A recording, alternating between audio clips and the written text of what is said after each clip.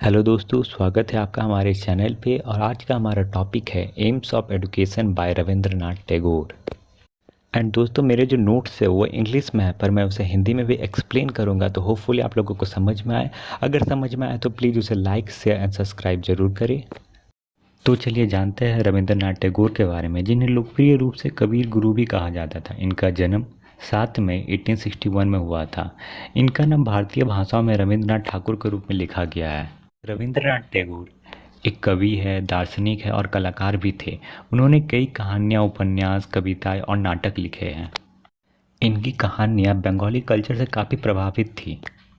और in 1930 he became the first Asian to win the Nobel prize in literature. Rabindranath Tagore 1930 में साहित्य में Nobel पुरस्कार जीतने वाले पहले एशियाई बन गए थे। रविंद्रनाथ टैगोर की प्रमुख रचनाओं में से एक थी गीतांजलि, जो कि एक वर्ल्ड फेमस पोइट्री थी। और भी कई सारी किताबें थी, जैसे कि Gora, Ghare Baire and many other works of literature and art, जो कि काफ़ी फेमस थे। According to Rabindranath Tagore, education is the highest which not only impart information and knowledge to us but also promote love and fellow feeling between us and the living being of the world. Rabindranath Tagore का मानना था education का M सिर्फ knowledge provide करना नहीं होता, but also spreading humanity, helping other, spreading loves, मतलब दूसरों की खुशियों में खुश हो जाना, जीवित लोगों के बीच प्यार बांटना, साथी भावना यानी ब्रदरहुड फैलाना, ये सब भी एजुकेशन का ही पार्ट होता है। तो ये सब पूरा ओवरऑल मिला के एजुकेशन बनता है। Now here we comes to the aims of education by Rabindranath Tagore, and number one is self-realization, यानी कि आत्मशक्ति और आत्मबोध। इंसान को खुद अपनी कैपेबिलिटी या पोटेंशियल को पता लगाना चाहिए। उसकी क्या कैपेबिलिटी है, उसकी क्षमता कितनी दूर तक है, उसको अपनी स्ट्रेंथ और वीकनेसेस की खुद एनालाइज करना आना चाहिए। Point number 2 is mother tongue as the medium of instruction. Rabindranath Tagore ji ने कहा, एक व्यक्ति मदर टंग में सबसे ज़्यादा कंफर्टेबल फील करता है और उसी में he can freely express his thought. So medium of instruction जो था वो मदर टंग ही होना चाहिए, यानी मातृभाषा ही होना चाहिए। Point number 3 is freedom of child.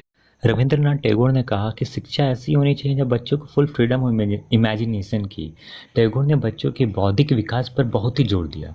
बौद्धिक विकास से उनका तात्पर्य था कल्पनाशीलता का विकास, यानी डेवलपमेंट ऑफ इमेजिनेशन, रचनात्मक स्वतंत्र सोच, निरंतर जिज्ञासा और मन की सतर्कता, यानी constant curiosity, alertness of mind.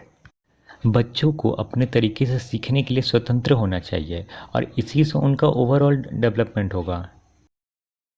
Point number 3 physical development. Rabindranath Tagore ने कहा कि अगर बच्चे फिजिकली फिट रहेंगे तो सारे काम अच्छे से होंगे, इसलिए उन्होंने फिजिकल डेवलपमेंट में काफ़ी जोर दिया।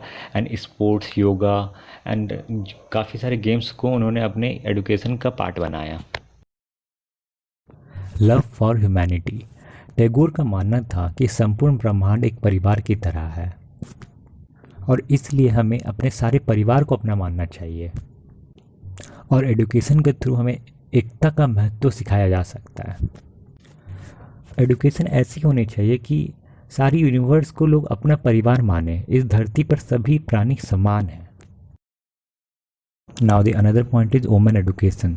रविंद्रनाथ टैगोर ने वुमेन एजुकेशन के बारे में सोचा और ये सोचते हुए एक डिपार्टमेंट इस्टेब्लिश किया for women education in Shanti Niketan. Moral and spiritual development. Tagore का मानना था कि बच्चों का विकास सिर्फ किताबी ज्ञान से नहीं हो सकता, इसलिए छात्रों के बीच निस्वार्थ गतिविधियां, सहयोग और प्रेम साथी भावना के विकास साझा करने के लिए प्राप्त प्रावधान होना चाहिए। Social development. टैगोर का मानना था शिक्षा का उद्देश्य सिर्फ पर्सनालिटी डेवलपमेंट नहीं होता, उसके साथ साथ उसका सामाजिक चरित्र यानी कि सोशल कैरेक्टर भी इम्प्रूव करना होता। उन्हें एक योग्य व्यक्ति के रूप में जीने में सक्षम बनाता है। वो चार लोगों के बीच किस तरह का व्यवहार करते हैं वो डिपेंड करता है उनके एजुकेशन के ऊपर। तो वो सामाजिक विकास जो सोशल डेवलपमेंट है, ये भी एक महत्वपूर्ण चीज़ है, टैगोर ने ये कहा था। Establishment of relationship between man, God and nature. ईश्वर, मनुष्य और प्रकृति के बीच एक गहरा संबंध होता है और एक शांतिपूर्ण दुनिया के लिए इन तीनों में एक अच्छा संबंध रहना जरूरी है। अगर मनुष्य प्रकृति के साथ खेलता है, यानी कि पेड़ काटता है या पॉल्यूशंस बढ़ाता है, तो प्रकृति भी उन्हें इन रिटर्न रेनफॉल लेट से देती है, काफ़ी अर्थक्वेक्स आता है। इसीलिए इन तीनों में अच्छा संबंध बना रहना ज़रूरी है ताकि दुनिया अच्छे से चल सके। Method of education by Rabindranath Tagore. Number 1 is teaching through tour and trips. Tagore ने बिलीव किया कि subject like history, geography, economics and other social science can be effectively taught through excursion. Tagore का मानना था कि बच्चों को बस किताबी देख के नॉलेज प्रोवाइड नहीं करना चाहिए, उन्हें सामने जाके लाइक ताजमहल के बारे में अगर हम पढ़ रहे हैं तो बस पिक्चर देख के नहीं पढ़ाना चाहिए, उसे ताजमहल घुमाने भी ले जाना चाहिए। इसके थ्रू ताजमहल को डायरेक्ट देख सकते हैं, उनका दीदार कर सकते हैं और उसके थ्रू और ज़्यादा समझ सकते हैं। लाइक इन जियोग्राफी अगर हम सैंड के बारे में पढ़ रहे हैं, सॉइल के बारे में पढ़ रहे हैं, तो रेड सॉइल में, लैटराइट सॉइल में, दोनों में डिफरेंस क्या है वो तो हम बुक में भी पढ़ सकते हैं, बट अगर हम सामने जाकर प्रैक्टिकली देखें तो एक अलग एक्सपीरियंस होता है। सो यही teaching through tours and trips में कहा गया है कि आप टूर एंड ट्रिप्स थ्रू करके भी पढ़ाएं। Point number 2 is learning by activities. Tagore ji ने कहा कि बच्चों को बस बुकिश नॉलेज प्रोवाइड करना ठीक नहीं, उन्हें एक्टिविटी बेस्ड लर्निंग भी प्रोवाइड करना चाहिए, like exhibition, sports matches, drama, climbing tree and some educational programs. Just like हमें स्कूल में जो ड्रामा या स्टोरी पढ़ाया जाता है, अगर हम उसे विजुअली भी देखें तो वो चीज़ हम जल्दी ग्रैब करेंगे और वो सीक्वेंस बाय सीक्वेंस हमें याद रह जाएगा, और वो स्टोरी का क्या एम है, क्या मोटिव है, वो चीज़ वो जल्दी समझ सकेंगे। Just like in sports, sports में यूनिटी, एकता का क्या महत्व है, वो स्पोर्ट्स में देख के ही वो जल्दी समझेंगे। क्या है कि अगर आप टीम के साथ नहीं खेलेंगे तो टीम कभी जीत नहीं सकता, कोई भी टीम नहीं जीत सकता वो टीम का सपोर्ट ना हो उसमें। तो ये सब कई सारी चीज़ जिसमें लीडरशिप, कम्युनिकेशन, कोऑपरेशन के थ्रू बहुत कुछ सिखाया जा सकता है एक्टिविटीज़ के थ्रू। तो ये लर्निंग बाय एक्टिविटीज़ में रविंद्रनाथ टैगोर ने जोड़ दिया था। Point number 3 narration cum discussion and debate method. Tagore ji ने कहा कई सारे जो टॉपिक होते हैं उसके हम डिबेट के डिस्कशन मेथड के थ्रू भी सॉल्व कर सकते हैं। जस्ट लाइक कोई टॉपिक के ऊपर एक व्यक्ति उसके फॉर्म में बोलेगा, यानी उसके स्ट्रेंथ के बारे में कहेगा, कोई जो अनदर है उसके वीकनेसेस के बारे में कहेगा, इसके थ्रू हम उसकी क्या नॉलेज है, उसकी क्या कहना चाहते हैं वो सब समझ सकते हैं। तो कई सारे ऐसे जो प्रॉब्लम या टॉपिक है उसे हम नरेशन डिस्कशन के थ्रू भी सॉल्व कर सकते हैं। And now the point number 4 is heuristic method. It is one of the important method of teaching.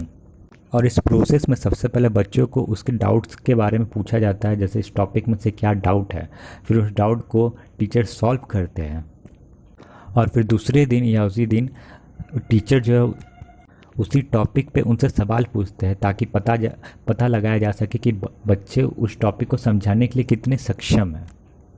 इसे ट्रायल एंड एरर मेथड भी कहा जाता है क्योंकि बच्चे पहले ट्राई करते हैं, फिर गलत करते हैं, फिर सीखते हैं, अपनी गलतियों से ही सीखते हैं।